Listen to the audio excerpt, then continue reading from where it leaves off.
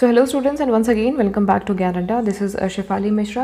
Guys, आज हम पढ़ने वाले हैं एंटरप्रेन्योर एंड मैनेजर के बीच का डिफरेंस। ये पार्ट 8 है और इसके पहले मैं 7 पार्ट इस पर्टिकुलर चैप्टर के ऊपर में, यूनिट के ऊपर में डिस्कस कर चुकी हूँ, जिसमें हमने पढ़ा सबसे पहले तो concept, characteristics, need, function, risk and उसके टाइप्स। एंटरप्रेन्योर कौन होते हैं, उनकी क्या क्या विशेषताएं हैं, क्या क्या गुण हैं, उनके क्या क्या फंक्शंस होते हैं, साथ ही उनके टाइप्स बहुत इंपॉर्टेंट है कि एंटरप्रेन्योर कितने प्रकार के होते हैं, and emergence of entrepreneurial classes. And then उसके बाद में हमने पढ़ा कि difference between entrepreneur and entrepreneurship.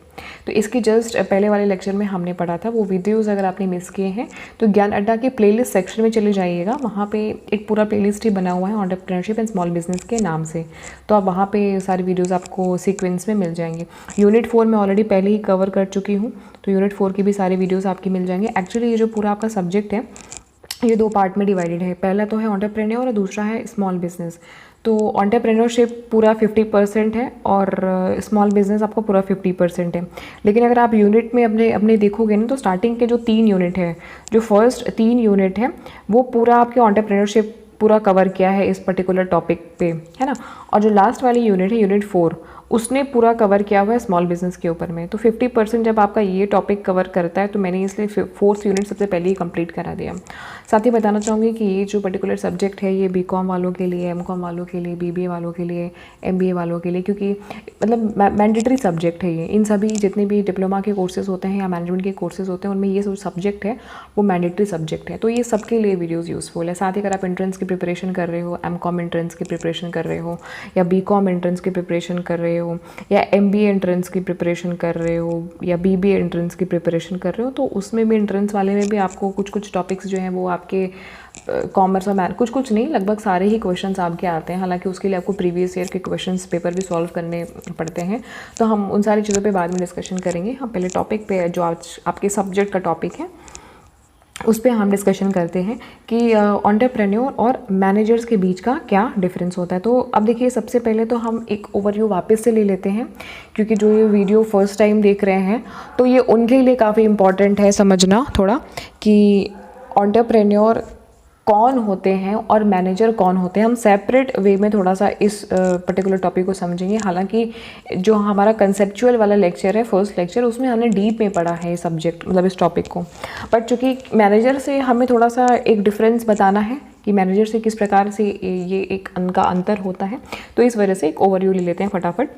जैसा कि आपको पता ही है, हमने डिस्कस भी किया इसके पहले कि एंटरप्रेन्योर ये जो वर्ड है ये फ्रेंच ओरिजिन वर्ड है, मतलब फ्रेंच से ये वर्ड ओरिजिन हुआ है, जिसका मतलब होता है गो बिटवीन या बिटवीन टेकर्स। तो ये एक ऐसे पर्सन होते हैं जो कि एक नए एंटरप्राइज को खड़ा करते हैं, क्रिएट करते हैं बाय असेंबलिंग, मतलब कि सारी चीज़ों को असेंबल करते हैं, इकट्ठा करते हैं, सारे इनपुट्स को इकट्ठा करते हैं। कौन कौन से इनपुट होते हैं? वो सारे इनपुट जो आपके व्यवसाय को खड़ा करने में हेल्पफुल होते हैं। अब आपके एंटरप्राइज़ को खड़ा करने में क्या क्या हेल्पफुल होता है? लैंड, ज़मीन, जिस पे आप अपने एंटरप्राइज़ को बनाते हो, जहाँ पे आप मशीनरीज रखते हो, जहाँ पे आप फर्नीचर्स एंड बाकी चीज़ें रखते हो। लेबर, जो लोग आपके एम्प्लॉयज़ जो आपकी कंपनी में काम करते हैं, एंटरप्राइज़ में काम करते हैं, वो आपका ह्यूमन रिसोर्स वाला पूरा पोर्शन। तो इसमें आपके 4th क्लास के भी लोग आ जाते हैं, लेबर्स आ जाते हैं, 3rd क्लास के भी, 2nd क्लास के भी, 1st क्लास के भी, है ना, वाइट कॉलर और ब्लू कॉलर सभी लोग आ जाते हैं इसमें। कैपिटल, जो भी आप पूंजी निवेश कर रहे हो, तो इन सारी चीज़ों को जब आप असेंबल करते हो प्रोडक्शन पर्पस के लिए, तो और एक एंटरप्राइज को खड़ा करते हो, तो जो व्यक्ति इन सारी चीज़ों के पीछे होता है, जो पूरा रिस्क लेता है, उसको बोलते हैं एंटरप्रेन्योर।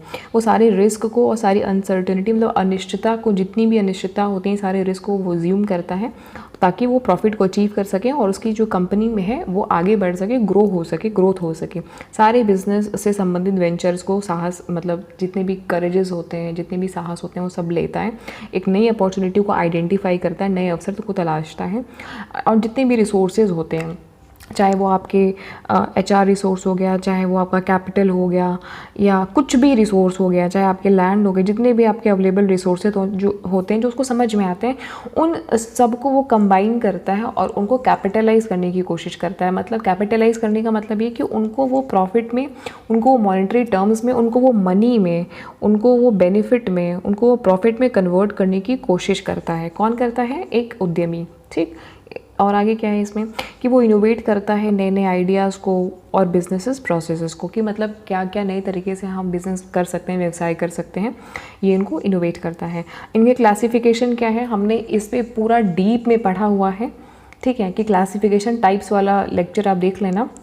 आई बटन पे क्लिक करके ऊपर आप चाहो तो वहाँ से भी देख सकते हो, वरना बहुत अच्छा होगा कि आप उनकी प्लेलिस्ट में चले जाओगे, अड्डा की प्लेलिस्ट में चले जाओगे इस वाले सब्जेक्ट के, तो वहाँ आपको मिल जाएगा। अच्छा, इनके टाइप्स क्या क्या होते हैं, इमिटेटिंग होते हैं, फेबियन होते हैं, ड्रोन होते हैं, इनोवेटिव होते हैं, सब हम पढ़ चुके हैं, तो हम अभी इस पर डीप में डिस्कशन नहीं करेंगे, बस एक ओवरव्यू ले रहे हैं। और इनका फर्दर क्लासिफिकेशन भी है कि इनको बिज़नेस के आधार पर बांटा गया हुआ है, इनको टेक्नोलॉजी के आधार पर बांटा गया हुआ है, मोटिवेशन के बेसिस पे, एरिया, स्टेजेस ऑफ डेवलपमेंट, इन सारे बेसिस पे लगभग 5-6 बेसिस थे। एक बेसिस था आपका क्लैरेंस डेनहॉफ की बेसिस, उनके हिसाब से भी कुछ उन्होंने बताया था। तो क्लैरेंस ने ये जो आपके इमिटेटिंग और फेबियन, ड्रोन, ये सारे इन्होंने ही दिए थे, तो काफ़ी इंपॉर्टेंट है क्लैरेंस डेनहॉफ वाला, वो आप देख लीजिएगा। ओके, तो चलिए नेक्स्ट देखते हैं कि मैनेजर क्या होते हैं। हम एक डिफरेंस वाला तो कंपैरिजन पढ़ेंगे चार्ट में, बट अभी एक ओवरव्यू ले रहे हैं हम थोड़ा सा, ठीक है। तो मैनेजर कौन होता है, कि मैनेजर का मतलब एक ऐसा पर्सन जो कि सारी चीज़ें, मतलब who gets the things done through ही सबॉर्डिनेट्स, मतलब जो अपने सबॉर्डिनेट्स, मतलब जो उसके साथ में तो कलीग हैं या जो उसके नीचे हैं, वो उनके थ्रू कोई काम, उसको टास्क दे दिया जाता है करवाने के लिए, वो बस करवा देता है। उसका जो एक ऑब्जेक्टिव होता है वो ये होता है कि एफिशिएंट तरीके से और इफ़ेक्टिव तरीके से उसका काम हो जाए। जो जिम्मेदारी है उसकी, बस अपनी ज़िम्मेदारी को पूरा कर देना चाहता है। उसका कोई ऐसा विचार नहीं होता है कि उसको बहुत सारे प्रॉफिट को अर्न करना है या इनोवेटिविटी कुछ करनी है, क्रिएटिविटी कुछ करनी है, ऐसा कुछ उसका काम नहीं होता। उसका बस ये होता है कि जो भी बिज़नेस ऑब्जेक्टिव्स हैं वो अकम्प्लिश हो जाए एफिशिएंट तरीके से और इफ़ेक्टिव तरीके से, मतलब प्रभावी तरीके से और समय से पूरा हो जाए। बस उसका काम सिर्फ इतना ही होता है कि वो थिंग्स को बस अपने सबऑर्डिनेट से करवा देता है, काम जितने भी होते हैं। इनके कुछ प्राइमरी फंक्शंस होते हैं, जैसे कि प्लानिंग करना, योजनाएं बनाना, बिजनेस से संबंधित योजनाएं बनाना, फिर चीज़ों को ऑर्गेनाइज करना, डायरेक्शन देना, मतलब लोगों को बताना कि क्या करना है या क्या नहीं करना है। फिर उनको मोटिवेट भी करते हैं ये लोग टाइम टू टाइम कि भाई आप ऐसा काम करोगे तो आपको और प्रॉफिट मिलेगा, या हमारा जो ऑब्जेक्टिव है उस तक पहुँचने के लिए उनको मोटिवेट करते हैं, उनके साथ में कोऑर्डिनेशन भी करते हैं और उनको समय समय पे नियंत्रित भी करते हैं, कंट्रोल भी करते हैं, डेलीगेशन ऑफ अथॉरिटी। हम ये सारी चीज़ें, एक पूरा आपका एक अलग से सब्जेक्ट ही है बिजनेस ऑर्गेनाइजेशन एंड मैनेजमेंट। जब आप उसको पढ़ोगे ना, वो भी प्लेलिस्ट वाले सेक्शन में आपको मिल जाएगा, तो उसमें ये सारी चीज़ें डीप में बताई हुई हैं एकदम। हेनरी फ्योल के 14 प्रिंसिपल जो है मैनेजमेंट के ही हैं, तो उन्होंने एक सारी चीज़ें बताई कि मैनेजर को क्या क्या करना चाहिए। जो मतलब 14 जो सिद्धांत हैं एक मैनेजर के, या बोल सकते हो कि किसी भी अच्छे सक्सेसफुल मैनेजमेंट के लिए वो क्या क्या चीज़ें हो सकती हैं। चलिए बहरहाल उस पर नहीं आते, हम पढ़ रहे हैं कि मैनेजर कौन होते हैं। तो मैनेजर जो भी होता है in charge of particular division, वो पर्टिकुलर डिवीजन का इंचार्ज होता है। जैसे कि एक मार्केटिंग मैनेजर हो गया, एक ही कंपनी में कई मैनेजर हो सकते हैं, प्रोडक्शन मैनेजर हो गया, फिर आपका एचआर मैनेजर हो गया, ऑपरेशंस मैनेजर हो गए, टेक्नोलॉजी का एक अलग ही डिपार्टमेंट चलता है तो वो हो गया आईटी मैनेजर, है ना। तो कहने का मतलब ये कि अलग एक पर्टिकुलर डिवीजन का उसको इंचार्ज दे दिया जाता है, या डिपार्टमेंट का या कंपनी का, तो वही पूरा उसको ओवरऑल देखता है, ठीक है। और वो डायरेक्टली कमांड टू वर्कर्स, वो वर्कर्स को डायरेक्टली कमांड दे सकता है, बोल सकता है कि क्या करना है क्या नहीं करना है, या वो सुपरवाइजर्स को वो डायरेक्ट कर सकता है।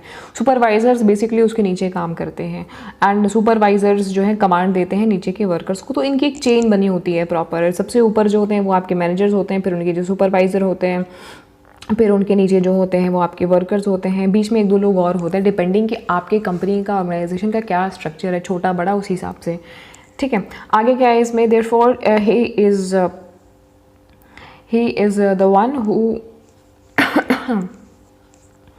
under whose supervision his subordinates work and report to him। देखो वही चीज़ है कि वो एक ऐसा बंदा होता है कि जिसके सुपरविजन में लोग काम करते हैं, मतलब वो एक सुपरवाइजरी करता है, वो देखता है, सबको मॉनिटर करता है, और उसके अंदर में 10 लोग काम कर रहे होते हैं, उसके सबऑर्डिनेट्स काम कर रहे होते हैं, फिर वो उसको रिपोर्टिंग करते हैं किसको, मैनेजर को। तो मैनेजर के ऊपर भी एक बंदा बैठा होता है जो उसका मैनेजर का भी बॉस होता है एक्चुअली में।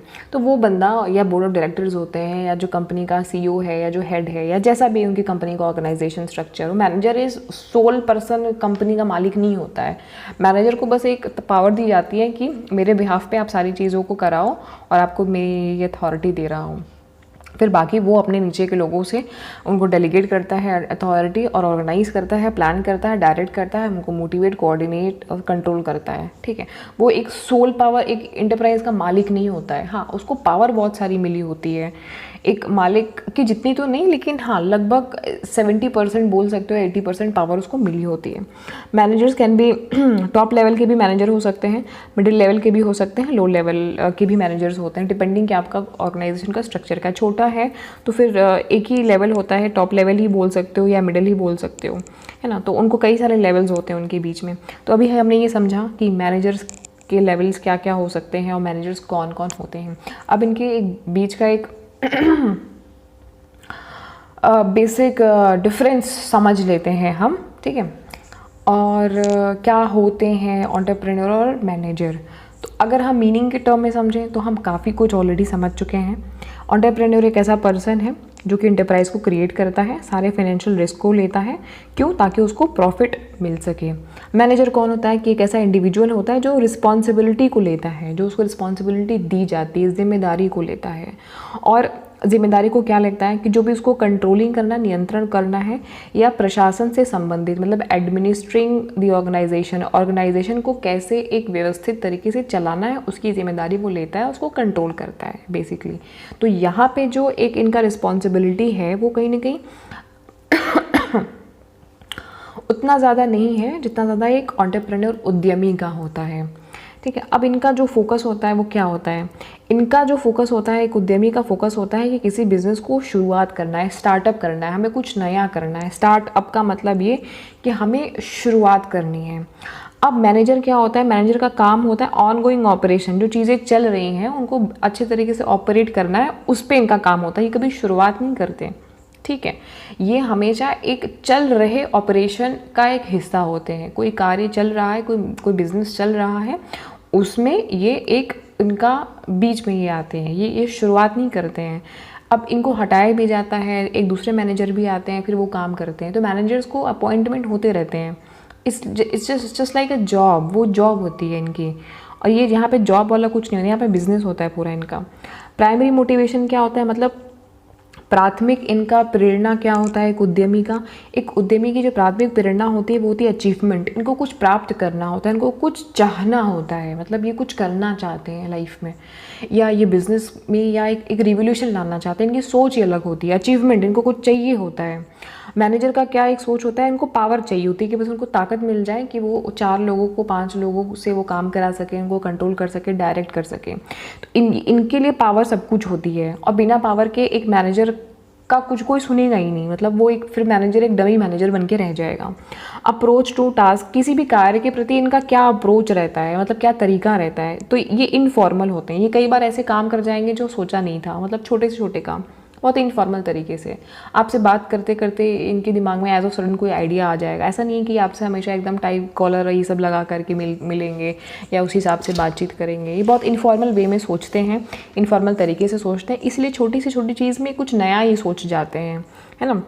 अनौपचारिक बोलते हैं इनफॉर्मल को। तो अनौपचारिक इनका काम के प्रति इनका जो रवैया होता है वो अनौपचारिक जैसा होता है। और मैनेजर का क्या होता है, फॉर्मल होते हैं, मतलब इनको प्रॉपर एक अटायर में आना होता है ऑफिस में, जो भी ऑफिस का एक स्टैंडर्ड होता है, और काम करने का जो एक तरीका होता है, तो वो एक औपचारिक वे में इनको सारी बातें करनी होती हैं। अपने ऊपर के जो लोग हैं, मैनेजर्स हैं, जो भी व्यक्ति विशेष इनके ऊपर बैठे हुए हैं, इनको टाइम पे रिपोर्टिंग करनी होगी, उनको ग्रीट करना होगा, और उनसे एकदम एक ऑफिशियल तरीके से बात करना पड़ेगा। एक बोल सकते हैं कि प्रॉपर जो एक बोलते हैं ऑफिस में जो लोग एकदम टाइम टू टाइम, आप बैंक में जाते हो तो वहाँ पे आपको सारे फॉर्मल लोग ही मिलते हैं। बट अगर आप इनसे मिलोगे, किसी उद्यमी से मिलोगे, किसी बिजनेस पर्सन से मिलोगे, तो इनका सोचना, काम करने का तरीका बहुत ही डिफरेंट होता है। तो ये एक डिफरेंस हो गया। इनका जो स्टेटस होता है, ये एक ओनर होते हैं, मतलब मालिक होते हैं, और ये एम्प्लॉय होते हैं। मैनेजर बिल्कुल ऑब्वियसली एम्प्लॉय, तो मैंने पहले ही आपको बताया। रिवॉर्ड क्या होता है इनके लिए? इनका प्रॉफिट रिवॉर्ड होता है। इनको कुछ ज़्यादा मिल गया या इनको जो भी बेनिफिट मिल रहा है, प्रॉफिट इनका रिवॉर्ड होता है। इनके लिए इनकी सैलरी जो मंथली इनको मिलती है वो इनका रिवॉर्ड होता है। डिसीजन मेकिंग अगर बोले तो ये अपनी इंट्यूटिव, मतलब एक अपने अंदर की आत्मा की बात को सुनते हैं, एक उनके अंदर का एक विल जो कह रहा होता है वो सुनते हैं। ठीक है, एक बोलते हैं ना, हर एक व्यक्ति के दिमाग में दो चीज़ें चलती हैं, सही गलत सही गलत सही गलत। बोलते हैं ना कि हर एक आदमी के दिमाग में दो तरीके के लोग होते हैं। दो तरीके के लोग नहीं होते एक्चुअली, वो दो तरीके की सोच होती है ना। उनका सबकॉन्शियस माइंड, कॉन्शियस माइंड और भी बहुत सारी चीज़ें होती हैं माइंड में, हालांकि हम उस पर डीप में नहीं जा रहे हैं। तो कहने का मतलब ये अपने इंट्यूशंस के सुनते हैं, जो उनके अंदर से एक आवाज़ आती है उसको ये सुनते हैं, उसको एक तवज्जो देते हैं। बट ये क्या है, ये कैलकुलेटिव, इसीलिए क्या है ना, ये लोग कई बार रिस्क ले जाते हैं, बड़े से बड़े रिस्क। कौन? एक उद्यमी बड़ा से बड़ा रिस्क ले जाता है, उसको लगता है यार ये काम हो सकता है मेरा, ये काम मेरा होना चाहिए, ये चीज़, इस चीज़ में किक है यार, इस चीज़ में है कुछ मज़ा, अमेजिंग सी चीज़ है ये, इसको करते हैं। तो वो इंट्यूटिव होता है उनका सोचना, डिसीजन मेकिंग, है ना। ये कैलकुलेटिव सोचते हैं कि भाई इतना करेंगे तो इतना होगा। अगर हमने कोई प्रोडक्शन यूनिट में हमने कोई काम करना है, तो हम अगर 20 क्विंटल्स का चीज़ डालेंगे तो ये हमारा ये 20 ही मिलेगा, राइट। या अगर हम सपोज़ ये करो कि आपको किसी टास्क को अगर कराने में 10 लोगों से इनका ये काम जो है, ये सपोज़ करो 5 दिन में हो जा रहा है, 10 लेबर्स को इन्होंने लगाया, 5 डेज़ में आपका ये काम हुआ। तो बहुत कैलकुलेटिव वे में सोचते हैं, तो क्यों ना ऐसा करें कि 20 लेबर्स को ही लगा करके हम ये काम अपना 2 दिन में करा लें या 2.5 दिन में करा लें, है ना। तो ये काफ़ी कैलकुलेटिव सोचते हैं कि भाई एक 10 अगर लेबर्स को हम काम कराएंगे तो हमें अगर इनको पर लेबर को अगर हमें 100 रुपये, 100 रुपये तो वैसे होता नहीं है, ये समझो कि 500 रुपये अगर देना है तो 10 के हिसाब से कितने हो गए, तो हमें इतना देना पड़ेगा। तो हम क्यों ना हो इन्हीं से हम बात करके हम इनको जो है 5 दिन में ही काम करा लें अपना, तो हमारा कुछ तो पैसा बच जाएगा। कितना बचेगा? कैलकुलेटिव सोचते हैं ये, तो हमारा 2500 में ही काम हो जाएगा। तो कहने का मतलब ये है ना कि ये हर एक चीज़ में गुणा गणित बहुत ज़्यादा करते हैं, और इनका इंट्यूशन जो अंदर से एक आवाज़ आती है उसको ये थोड़ा सा तवज्जो देते हैं।